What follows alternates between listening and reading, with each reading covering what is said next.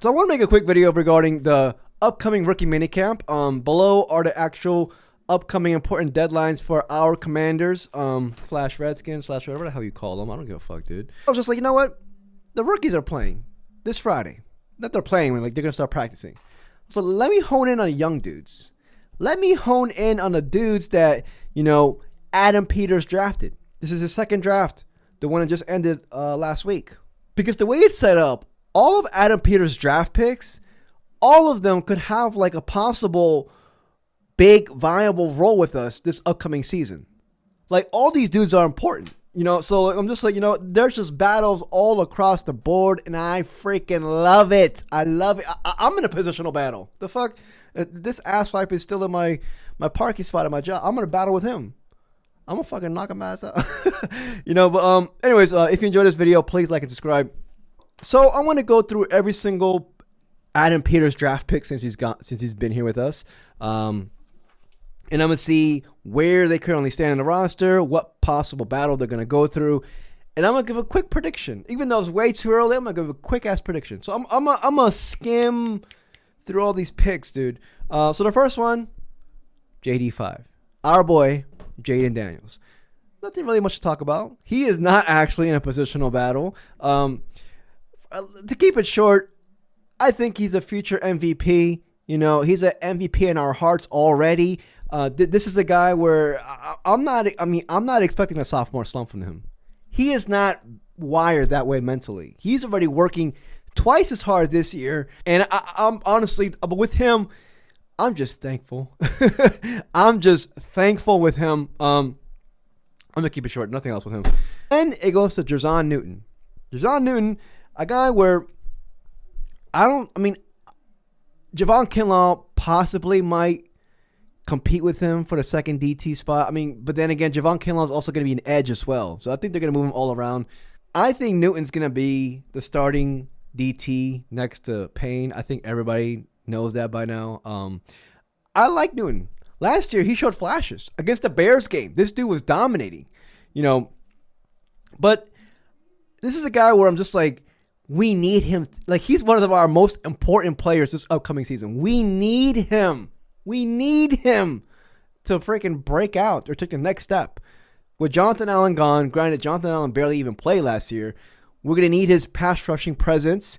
We're also going to need Payne to step up. But this is regarding Adam Peters' draft picks. So, Newton, not that much. I think it would be wise to, pencil him in as a starter. But, competition breeds greatness. Hopefully somebody can push him. But I'm expecting a great season from him.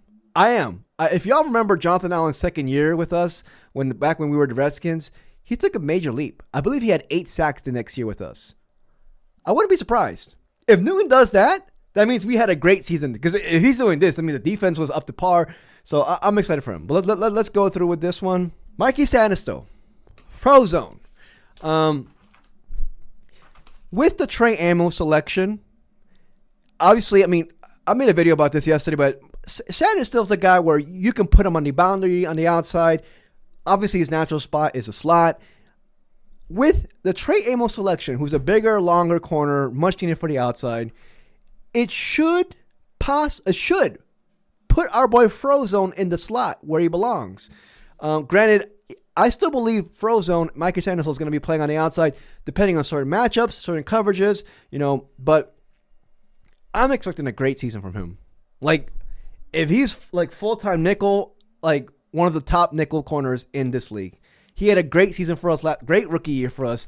I feel like he kind of like raised the bar for. I feel like now we're all thinking, all right, Trey Amos, you're next. We're putting over the expectations from Sannistill's rookie year to now Trey Amos. Granted, that's not that fair, but there is no competition. I guess Jonathan Jones for slot, but Sainristil should and will take over the slot. But then again, it all depends on Trey Amos. If Trey Amos struggles as a rookie, which could happen, he's a rookie. Again, Sainristil will be on the outside, and most likely Jonathan Jones will be in the slot. So I think that's one thing right there. But, I think this is more on just external factors and not regarding Sainristil himself. But let's keep moving. I don't want to make a long-ass video. I feel like I make long videos. Ben Sinnott. Our dude Ben Sinnott. His year to break out is next year. Zach Ertz came back, and rightfully so. Zach Ertz had a fine year for us last year, even though he had the dropsies in the middle of the season. He made up for it. He didn't drop my heart. This is the guy, Ben Sinnott, where I'm thinking, I mean, I hope we run more 3 tight end sets this year. Because like this is a guy where like you see the talent with him, but it's raw. They re-signed John Bates and they gave him big money, 3 years, $21 million contract. He's gonna be a second tight end in most of the rotations. You know, I believe Zach Ertz on passing downs, John Bates, one of the best run blocking tight ends in the league. You know, doesn't really leave that many space for our boy Ben Sinnott. But I still think Ben Sinnott is primed to be the tight end for the future. But I mean, an injury happens, he could step in. But like, you know, I'm hoping for 3 tight end sets in the goal line. Put our boy Ben Sinnott in there, dude. He's crazy. You know, we need lunatics out on the floor. This is a guy where I want him out there. But, you know, I don't know. I mean, even if you do play 3 tight end sets, I mean, it's not going to be that much. He's in the middle. But I'm still high on him for us in the future. Then we're going over to our boy Brandon Coleman. Brandon Coleman, I gotta make these videos faster. Brandon Coleman, with the selection of Josh Connolly Jr., they said Coleman's going over to the right side to be the right tackle. Connolly Jr. is going to man that right side. So now I'm thinking, now they have to reshift him. We're not going to have Brandon Coleman be a swing tackle. What the fuck? No. Brandon Coleman, like, this man showed promise in his first half of his rookie year, especially in pass protection. I'll never forget that game against Trey Hendrickson. We all want Trey Hendrickson. He kind of locked his ass up. You know, Myles Garrett, granted, he had help. He held his own, you know. So, granted, he did struggle towards the end of the season. I'm thinking we put him at left guard. But, I mean, I'm a buffoon. I'll be the first to admit that. Motherfucker, he was at left tackle. Move him over 4 inches to the right. Left guard. That's what I'm thinking. But you know what? They get paid the big bucks. I ain't shit. You know, so like I think they're probably going to make him left guard because Nick Allegretti is more of a, you know, he's solid, but I don't think he's more of a starter, you know. But I'm thinking he's going to be a starter for us. I'm assuming left guard, and if he does, hopefully he takes a step. I mean, like Sam Cosby did. Cosby went from right tackle to right guard. Hopefully Coleman does the same. I'm hoping he's having a great season for us. I think he will. I think he will. With Laramie Tunsil next to him, Laramie Tunsil being a great mentor, I'm liking it, dude. Fuck. This will be like 15 minutes long, this video, man. Next one. Our boy Luke. Luke. Some people are writing him off already. I'm not. You can never write off a guy that's named Luke. That name means something. This Luke guy, Luke McCaffrey, is the guy where there were reports coming out in the early season, that he was, you know, getting open. I believe John Keane wrote an article about this, and that, you know, he wasn't getting that much targets. I'm gonna look for the receipt, dude. If I can't find it, shit. But the competition there is Luke McCaffrey versus Jaylen Lane. Our boy Luke. Wes Walker's now in the frame. Wes Walker, the coach, I believe he was like a coach last, you know, helper. He's going to be in there giving Luke all like the insight, how to be a slot. I mean, I think it's set up for him. I mean, Luke's going to have to battle Jaylen Lane, then also Noah Brown, Michael Gallup. Don't forget about Michael Gallup. I mean, if Michael Gallup makes a team, but like, you know, for snaps. But like the slot wide receiver, I mean, although Deebo's going to be all over the field, the slot wide receiver, man, is kind of up for grabs. It kind of is. So Luke McCaffrey, dark horse. He could do special things for, I'm not saying like 1,000 yards, but he can get his 50 catches, 600 yards possibly from the slot. We never know, dude. We never know. But let's keep going, man. Fucking hell. Jordan McGee. Jordan McGee, a guy where I think passing downs, he's like, we saw it. I mean, towards the end of the season, I believe in the playoffs as well, he was playing passing downs. Not all of them, replacing Bobby Wagner, even though Bobby Wagner's not that atrocious in passing downs either. But, you know, McGee's more younger, athletic. You know, they probably see something in him in coverage.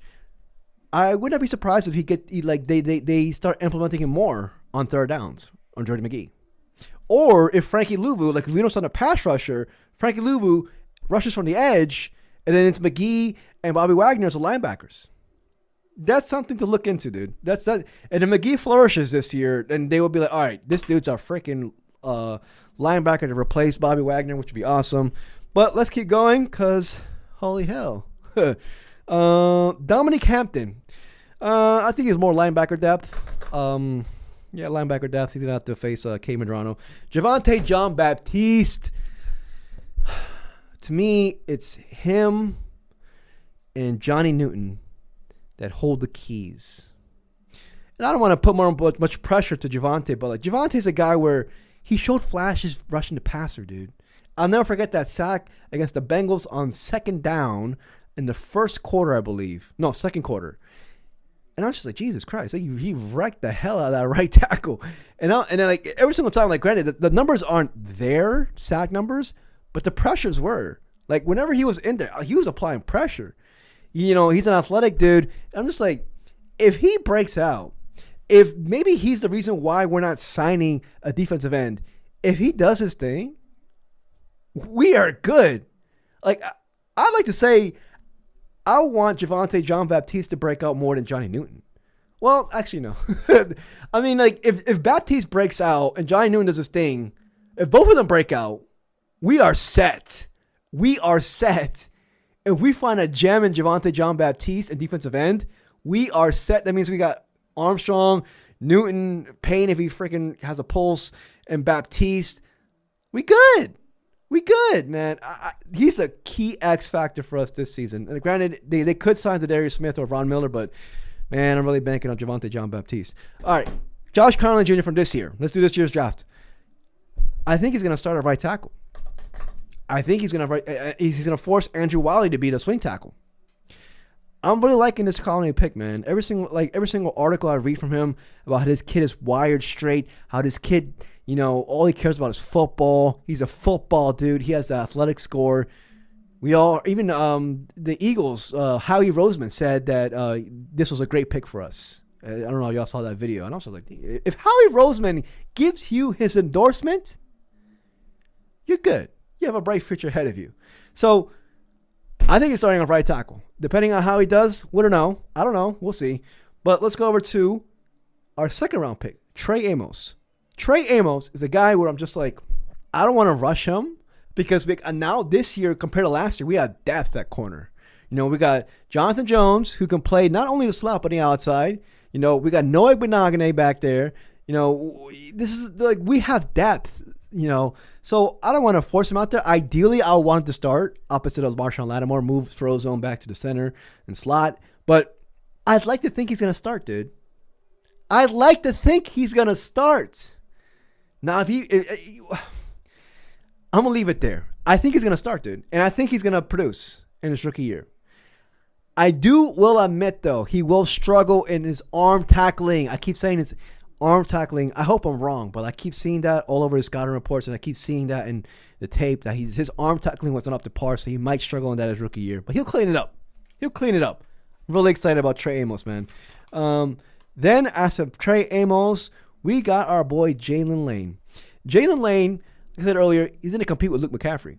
I think also we got to talk about Jaylen Lane. Obviously, his punt returner, Jameson Crowder. You know, Jaylen Lane. And one thing I keep seeing about him is he's a north-south runner, not east-west. Fuck that east-west trying game. He's north-south trying game. This dude is the guy where I'm just like, ran a 4.3, 4.40, super athletic, 40-inch vertical. I don't care who wins, Luke or Jaylen Lane, but like we got depth. All of a sudden, our wide receiver room like went from being ashy to classy. We got like, you know, Deebo Samuel in the fold now. You know, Luke McCaffrey's going in his second year. Jaylen Lane. We got big guys like Noah Brown and Michael Gallup who are going to be competing for goal line touches and red zone.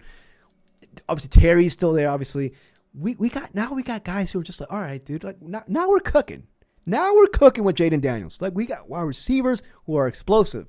Whether he starts, I think he's going to be like the gadget player, just like he was in Virginia Tech. He was the gadget player. You know, I feel like he's going to have that type of season for us, but I think he's definitely going to win our punt return job. Yeah. Kain Medrano. This is a guy where I think his bread and butter is going to be in special teams. We need a guy like him in special teams, and hopefully he becomes a special teams ace for us. I'm really liking this Kain Medrano draft pick as well. 4.46 40 time, the fastest of all the linebackers in the combine or / draft.